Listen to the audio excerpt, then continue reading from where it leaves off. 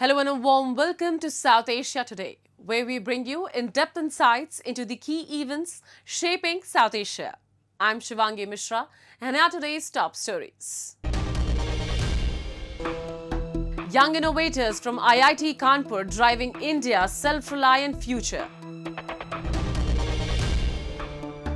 Nepal government collapses as Gen Z protest turns violent.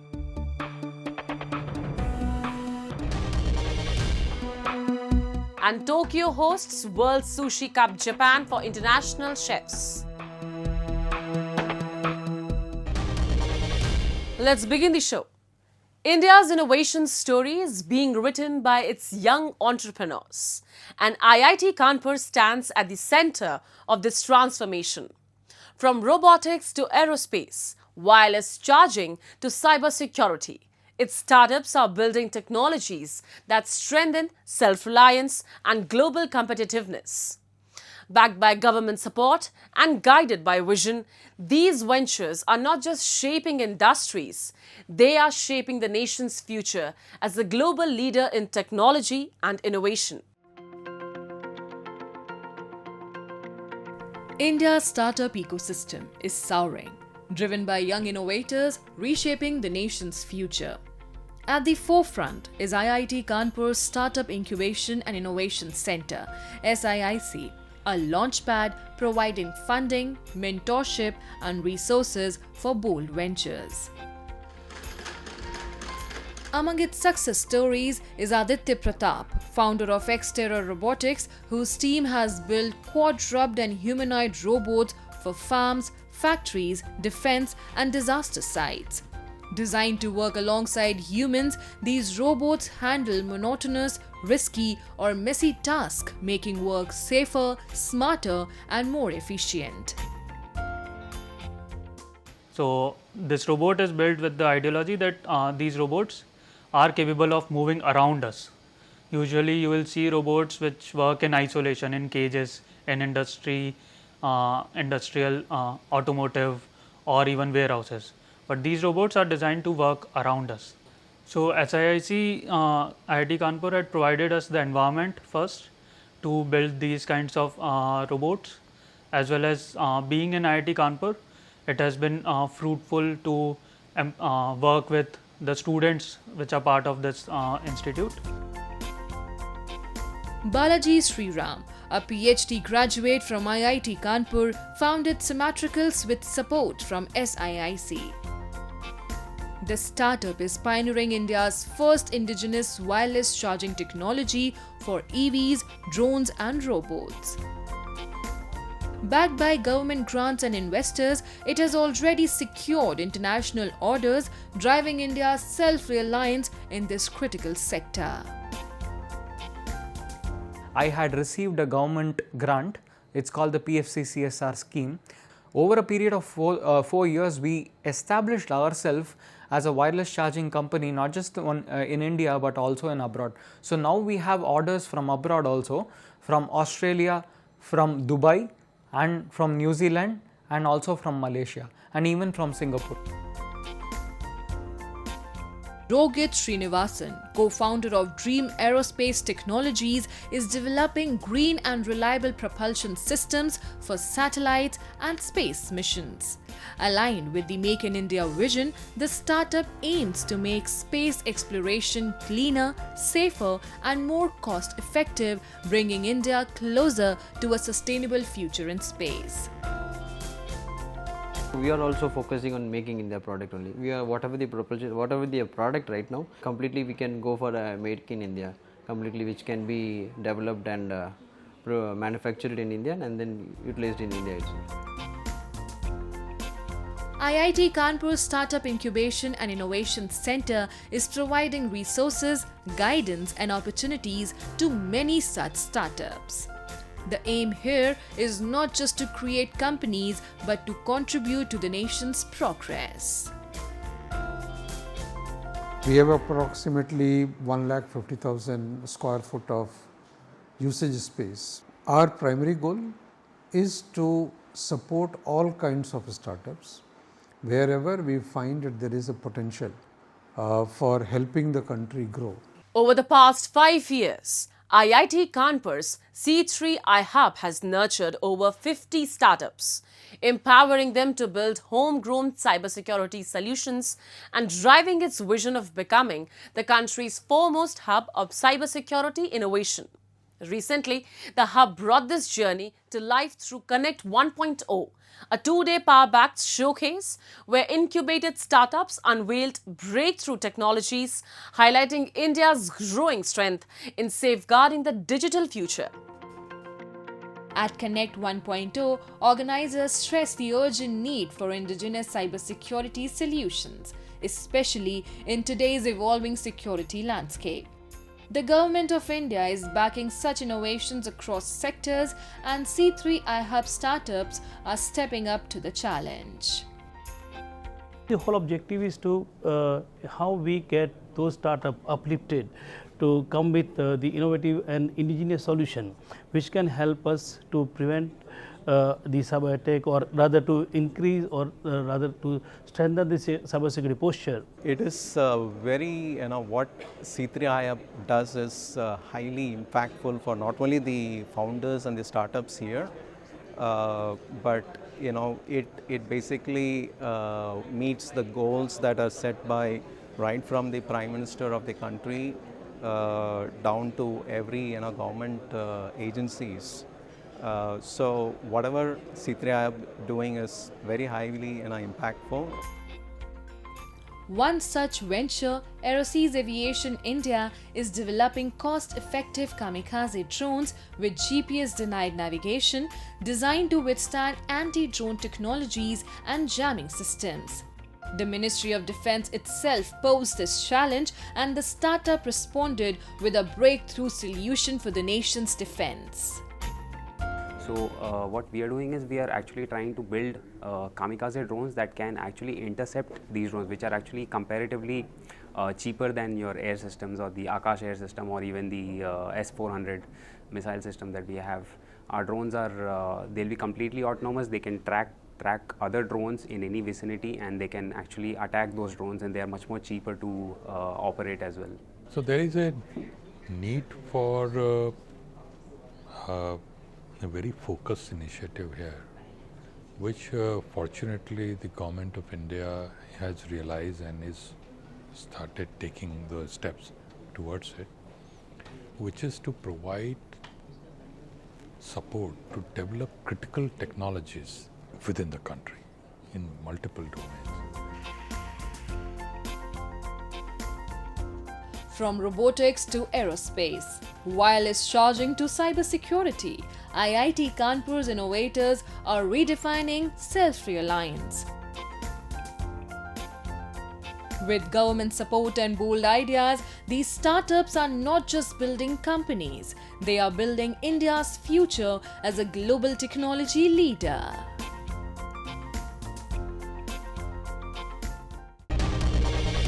Nepal is witnessing one of its deepest political crises in recent decades. Prime Minister KP Sharma Oli, along with several ministers, has stepped down following weeks of violent protests that claimed several lives, leaving the political landscape in turmoil.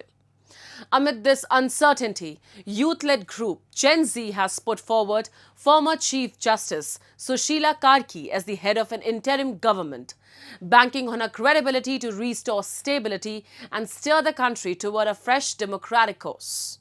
Our report.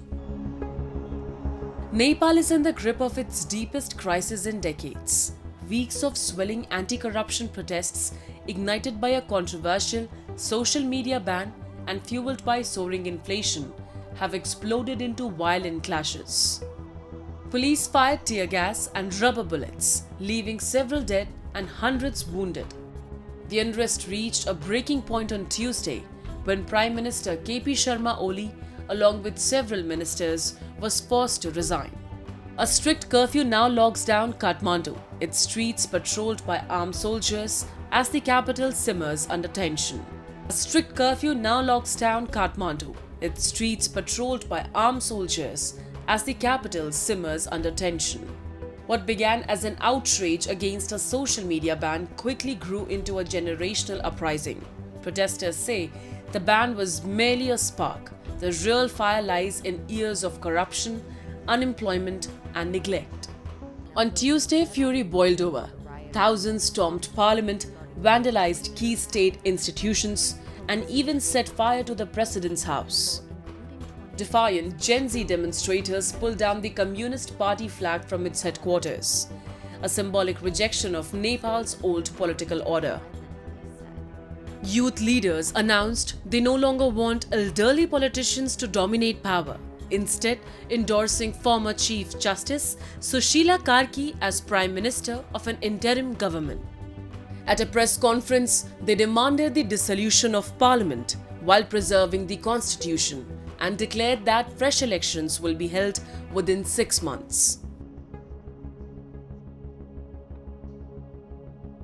We need a interim government for now, for which we have proposed Sushila Karki, because she was the Chief Justice and she has always been fighting for the corruption, against the corruption. That's why right now the first thing is the interim government, the second thing is dissolving the current parliament, and the third thing is maintaining law and order in the country. These are the things, 3 things that we are looking forward for now. Other than that, the other agendas, the political agendas, we have to discuss it in the whole team before we present it to the society, before we present it to the world. Amid the unprecedented escalation of crisis, Kathmandu's bustling market complexes turned into ghost towns, with shops shuttered and streets emptied under curfew. Armed soldiers patrolled every corner of the capital, guarding key landmarks, including the vandalized parliament and the president's house, which protesters set ablaze on Tuesday in an unprecedented show of anger. Nepal's Army Chief General Ashok Raj Sikhdel called for anti-corruption demonstrators to halt protest plans and engage in talks following Prime Minister KP Sharma's resignation. Sikhdel also sent his condolences to the families of the protesters killed in the protests.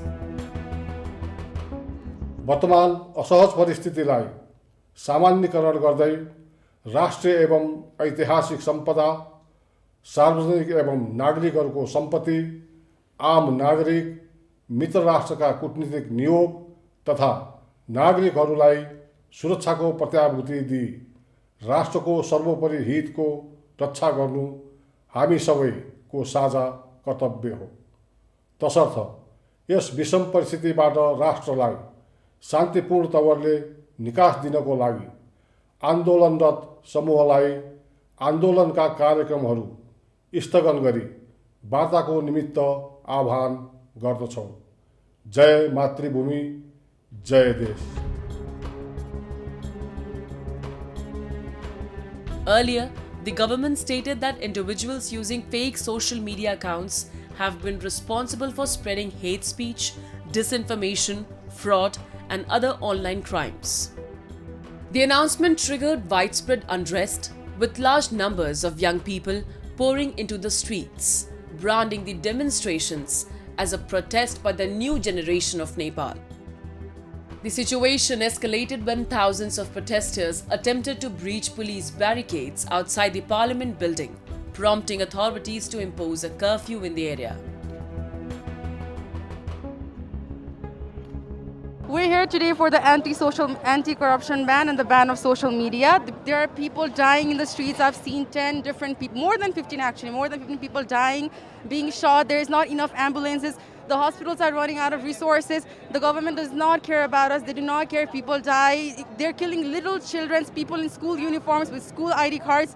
This government does not care about us. It's time for us to get on the streets, wear our masks, wear our helmets, and come down on the street and challenge the government, because I feel like they're taking us for granted at this point. Various countries, including India, have issued travel advisories for citizens in view of the prevailing situation in Nepal. New Delhi has also enhanced security measures at the border areas. Now, the Himalayan nation stands at a crossroads. Its government has collapsed, its symbols of power lies in ashes, and its youth, defiant and determined, refuse to be silenced. The Gen Z uprising has shaken the foundations of a system long plagued by corruption and mistrust. Whether Nepal's leaders choose dialogue and reform or repression and violence will decide if this moment becomes the birth of a more accountable democracy or just another chapter in the nation's long cycle of turmoil.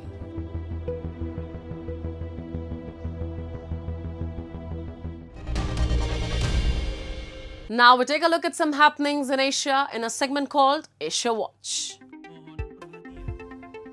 Indonesia's new pro-growth finance minister Purbaya Yudi Sadawa said he faced a difficult job as he officially took office this week, with the currency and stocks falling in reaction to the exit of the long-serving finance czar Sri Mulyani Indrawati. President Prabowo Subianto this week replaced Sri Mulyani, known for her cautious handling of the economy, with economist Purbaya, who has promised accelerated growth, amid fears of an economic slowdown in Southeast Asia's largest economy. Sri Mulyani said her farewells during the ceremony at the Finance Ministry, with Senior Economic Minister Erlangga Hartarto and Bank Indonesia's Senior Deputy Governor Destri Damayanti in attendance. The abrupt removal of Sri Mulyani has stunned markets, as investors fear the hard-fought fiscal credibility could be eroded by the populist spending plans under Prabowo. The reshuffle comes just under a year since Prabowo took power with promises to lift economic growth to 8% and to introduce some ambitious and expensive social programs. Growth has largely hovered around the 5% mark post-pandemic, with no immediate signs of a spike in economic activity under Prabowo.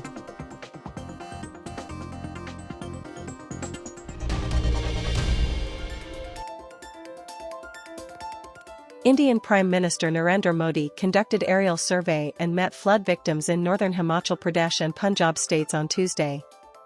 He also held meetings with officials to review the relief measures undertaken and announced package of 150 billion rupees, $181 million, and 160 billion rupees, $194 million, for Himachal Pradesh and Punjab respectively. He also announced compensation of $267 rupees for the next of kin of the dead and 50,000 rupees, $56, for injured. At least 40 people have been killed and around 2,000 villages in Punjab have been inundated during this monsoon season, according to local reports. The monsoon season, which accounts for about 75% of India's annual rainfall, is vital as nearly half of the country's farmland doesn't have irrigation. However, excessive rain often causes frequent floods and landslides.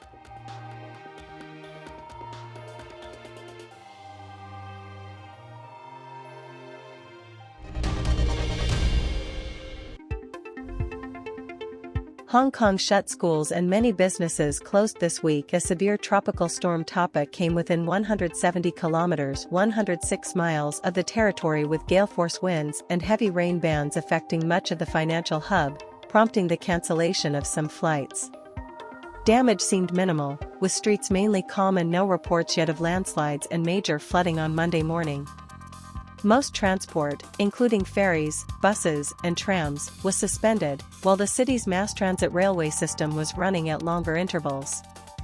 Hong Kong's observatory said the Typhoon 8 signal, its third highest, would remain in place until at least 11 a.m., 3 o'clock GMT. Businesses can reopen if the signal is lowered, but schools will be shut for the full day, the city's education bureau said. Sustained winds of 101 km per hour, 63 miles per hour, were recorded near the city's international airport on Lantau Island on Monday morning, with maximum gusts of 151 km per hour. Tapa made landfall over Taishan in China's southern Guangdong province, and it is expected to move away from Hong Kong gradually. In Pakistan-occupied Gilgit-Baltistan, public frustration is once again spilling onto the streets. Traders have shut their shops after the Pak-China Traders Alliance Action Committee announced a complete strike against the imposition of what locals call a forced tax. For years, the region's people have complained of exploitation, lack of representation, and denial of basic rights. Yet, their voices remain unheard. This latest strike is more than an economic protest. It is a desperate cry for justice, dignity, and the freedom to live without oppressive burdens imposed by Islamabad's policies. We have a report. In a rare show of defiance, shops and markets across Pakistan-occupied Gilgit-Baltistan have remained closed as traders protest against the newly imposed tax. The Pak-China Traders' Alliance Action Committee says that the tax is illegal, exploitative, and adds to the misery of locals already grappling with poverty and unemployment. Residents argue that Pakistan extracts resources from the region but invests nothing in its development. The strike, they warn, will continue until their demand is fulfilled. मैं पाक चीन ताजिर इत्तेहाद action committee की जानिब से गिलगित बल्तिस्तान अंजुमन ताजिरान के ओहदेदारान ज़िम्मेदारान का तहे दिल से शुक्रिया अदा करता हूँ। एक कौमी काज को लेके हम पिछले 40 दिनों से यहाँ सुस्त के मुकाम पे धरने में बैठे हैं पुरअमन अंदाज में। इस कर्ब को, इस दर्द को महसूस करते हुए, चूँकि ये काज जो है ये गिलगित बल्तिस्तान का है, हम गैर कानूनी और गैर आइनी टैक्सेस के ख़िलाफ़ पिछले 40 दिनों से यहाँ धरने में थे और इस कर्ब को महसूस करते हुए अंजुमन ताजिरान ने पूरे गिलगित बल्तिस्तान में बिलखुसूस हुंजा, गिलगित, गज़र, सिकरदो, नगर और सुस्त बाज़ार भी आप देख रहे हैं मुकम्मल तौर पर शटर डाउन है। The anger among locals is not just about money, it reflects decades of neglect. Residents highlight how POGB, despite being rich in natural resources, continues to suffer without proper infrastructure, healthcare, or political rights. The protest has united traders, shopkeepers, and ordinary citizens, all standing together against what they describe as Pakistan's oppressive and exploitative policies in the region. Their unity signals growing unrest that Islamabad can no longer ignore. Ittehad action committee और supreme council Gilgit Baltistan की ज़ेर निगरानी जो वफाक की तरफ से गैर आइनी और गैर कानूनी जबरी टैक्सेस गिलगित बल्तिस्तान पर लागू है, उसके खिलाफ एहतजाज का 40वां रोज़ मुकम्मल हो गया है। आज पूरे गिलगित बल्तिस्तान के ताजरों ने इस कौमी काज की हिमायत में शटर डाउन हड़ताल का ऐलान किया है। हम उनका तहे दिल से शुक्रिया भी अदा करते हैं और उनको खराज तहसीन भी पेश करते हैं, स्पेशली हुंजा वालों के। और दूसरी बात यह है कि गिलगित में जो ज़िली इंतज़ामिया की तरफ से ज़बरदस्ती जिन जिन की दुकानें खुलवाई गई है उसकी हम शदीद अल्फाज में मज़म्मत भी करते हैं। The strike in Pakistan-occupied Gilgit-Baltistan is more than a battle over taxation. It is a battle for dignity, rights, and recognition. As traders and citizens continue their protest, the message is clear. The people will no longer accept exploitation under silence. Their resilience stands as a reminder that every suppressed community eventually rises, demanding justice and equality.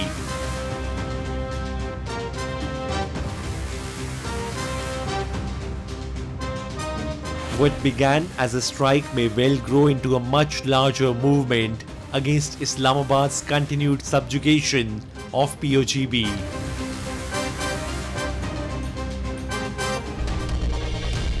From Yokohama to Tokyo, Japan is strengthening international bonds. The 9th Tokyo International Conference on African Development in Yokohama brought together African nations, Japan, and global partners to advance clean cities and future cooperation. Meanwhile, in Tokyo, the 13th World Sushi Cup Japan welcomed chefs from 21 countries, celebrating culinary skills and cultural exchange. Together, these events highlight Japan's role in fostering global partnership, whether through development initiatives or the art of sushi. Have a look. The 9th Tokyo International Conference on African Development was held in Yokohama, marking the 4th time the city has hosted the event. Participants included not only representatives from African nations in Japan, but also delegates from other Asian countries, partner nations, and international organizations. The African Clean Cities Platform, ACCP, representing 47 countries and 200 cities also participated. アフリカのきれいな街と健康な暮らしの実現に向けてさまざまな取り組みに力を尽くしております。本市の経験、そして日本の経験、アフリカの皆様の経験、そういったことをお互いに共有し、マッチングし、議論しようではありませんか。The mayor of Yokohama, Takeharu Yamanaka, announced contributions to the African Clean City Initiative, drawing on Yokohama's historical experience. At the business conference, Japanese companies and African nations showcased their strength in technology, products, and other areas. それからこれまでのTICADでも脈々と取り組んできたことの一つとして国際協力を進めてきました。例えば資源の廃棄物管理だったりとか水道だったりとか港湾っていったことをやっています。同じく続けてきたことの一つに次世代育成があります。高校生ですとリアルにお互いの国を行き来しながらの交流をしたりとか、中学校小学校では給食を通してアフリカのことを知るっていうことをやってます。1年前に大学を休学してアフリカへ渡航しました。東アフリカを中心とする国で難民支援やアパレルでの企業でのインターンシップ、ボランティア経験などをさせていただきました。Friends about going into Africa. So how do they want to connect to Africa? So I'm still trying to figure out like what the direct contact between the Japanese companies and the African. But the system is very nice. 2年後にはグリーンエキスポがありますし、新しいグリーン社会に向けた取り組みをこのTICADを通しても世界に向けて発信していきたい。Through years of effort, Yokohama has built a clean and comfortable city, serving as an ideal model for the future of African societies. The 13th World Sushi Cup Japan was held in Tokyo with the goal of selecting the top foreign sushi chefs in the world. Following global preliminary competitions and nominations, 30 foreign sushi chefs from 21 countries and regions took part in the event. For the final creative sushi competition, 15 outstanding chefs were invited to showcase their skills. From there, 15 outstanding chefs were selected to compete in the final round of the creative sushi competition. 日本に来て日本のお米、日本のお水で、本物のお寿司っていうのを感じていただく機会にはなっていたと思いますので、ぜひ帰ってからも美味しかった日本のお寿司を自分の国でも再現していただければと思ってますし、願わくば日本のお米、日本の水産物をさらに活用をして、使っていっていただければなというふうに期待をしています。In this creative sushi competition, the key focus is on demonstrating proper sushi making skills along with originality and creativity. Throughout the long history of the Sushi Cup, numerous lectures have been conducted by Japanese experts worldwide to promote correct techniques in handling raw fish and preparing sushi rice. About the beauties of Japan, the Mount Fuji, the flowers, the biodiversity, and anything. Learn for him master, a great sushi chef from Japan, which opened the first restaurant in Romania. So I bring the plates back to Japan and I try to make traditional Japanese arrangement. The top title was awarded to Aris Zapanikis from Lithuania. Most importantly, it's nice to meet a lot of good chefs, and people like judges, it's very inspiring. And yeah, I'm speechless, really. Thank you so much, everyone, and yeah. Not only the winner, but also the participating foreign chefs will serve as sushi ambassadors in their respective countries. Their activities will help promote the spread of traditional sushi culture and increase the demand for raw fish and sushi ingredients. As we wrap up today's episode of South Asia Today, we thank you for joining us. We'll return next week at the same time with more insights and updates. This is Shivangi Mishra signing off on behalf of our entire team. Until then, stay safe and goodbye.